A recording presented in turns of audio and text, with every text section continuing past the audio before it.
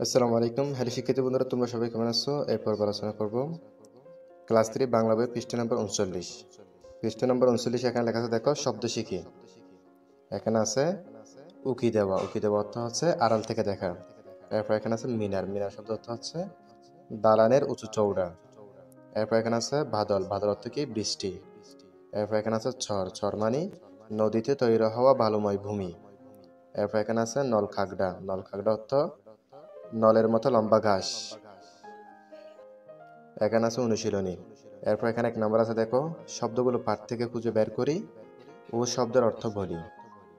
এখানে আছে দেখো উকি দেওয়া, এখানে আছে মিনার, এখানে আছে বাদল, এখানে আছে চর, এখানে আছে কি নলখাগড়া। এই শব্দগুলো এখান থেকে খুঁজে বের করে অর্থ লিখতে বলতেছে আমাদেরকে। তোমাদের সুবিধার্থে আমি লিখে দিয়েছি, এগুলো তোমরা দেখে নাও। এখানে 2 নম্বর আছে, দেখো শব্দ দিয়ে বাক্য লিখি। এখানে আছে মিনার, ঝাঁক, ঝড়, ঠল ঠল। এখানে খ নম্বর আছে, দেখো নদীর জল ড্যাশ করছে। এই ড্যাশ আমরা কি বসাবো? ঠল ঠল। তাহলে ক নম্বর হবে নদীর জল ঠল ঠল করছে।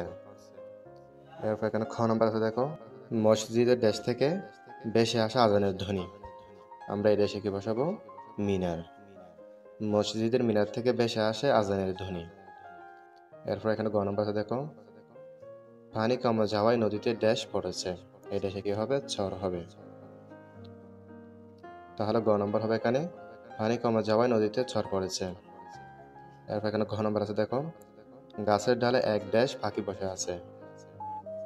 তাহলে এই দেশে কি হবে? ঝাঁক। আমরা বলতে পারি গাছের ডালে এক ঝাঁক পাখি বসে আছে।